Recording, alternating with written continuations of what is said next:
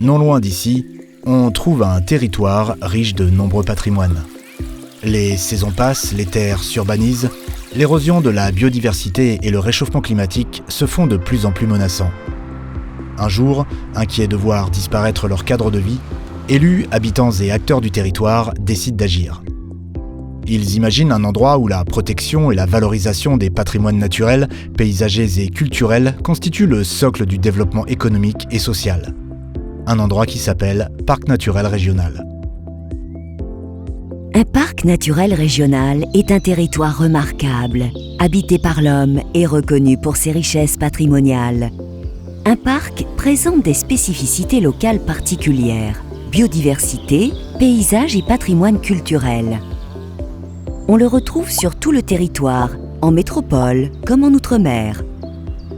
Un parc s'appuie sur un projet de territoire pluridisciplinaire qui tire avantage des richesses du territoire tout en veillant à leur préservation. Le rôle du parc est d'accompagner le territoire dans son évolution vers un mode de vie plus respectueux de son environnement en expérimentant des solutions innovantes. Ici, le défi réside dans la manière de mieux habiter le territoire. La restauration du bâti vacant du centre-bourg est une clé d'entrée. Les travaux mobilisent les artisans locaux qui optent pour des matériaux durables issus de filières locales. Les commerces font le choix de s'approvisionner localement et les maraîchers pratiquent une agriculture raisonnée. L'école bénéficie de cette production locale. Elle produit elle-même son électricité grâce à sa centrale solaire sur son toit. Pour favoriser la sobriété énergétique, les éclairages sont coupés la nuit. Le village devient une vitrine du projet de développement local.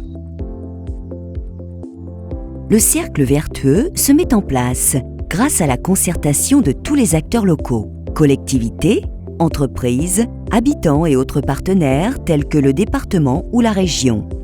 Leur participation co-construit le projet de territoire dans un souci de démocratie locale. Ne pouvant mener un projet auquel ses parties n'adhèrent pas, le parc a pour mission de convaincre plutôt que de contraindre. Pour s'assurer de la représentation des intérêts de chacun, il est géré par un syndicat mixte qui regroupe les collectivités territoriales ayant approuvé la charte du parc, feuille de route définissant le projet du territoire sur 15 ans. Des délégués sont désignés par chaque collectivité pour siéger à son comité syndical, organe décisionnel du parc. Le comité syndical élit un président, un bureau et met en place les instances de concertation. Membre du parc et partenaire privilégié, la région a une place particulière au sein du parc, car c'est à elle qu'appartient en premier chef la capacité d'en créer sur son territoire. Partenaires privilégiés, les régions interviennent avec les parcs sur des initiatives à l'adaptation au changement climatique, à la transition écologique et énergétique, au cadre de vie, à l'économie.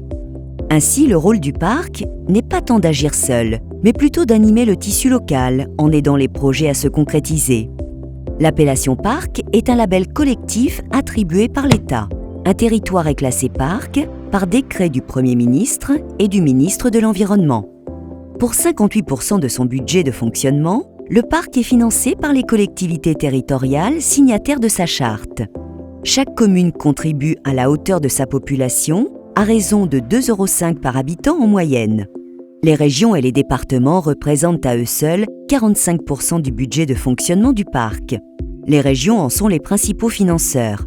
On dit ainsi que le parc a un effet levier. Cela veut dire que pour 1 € collecté au niveau local, c'est jusqu'à 20 € de collecté à l'extérieur du territoire. Reconnu pour ses succès, le concept de parc naturel régional à la française se décline aussi à l'international selon les spécificités locales des pays et des porteurs de projets. Une grande fierté. Mais au fait, où en sont-ils ? Ils ont dû nous entendre, la concertation est en marche, une charte est à l'étude. Elle viendra structurer un avenir durable pour le territoire où chacun pourra prendre part.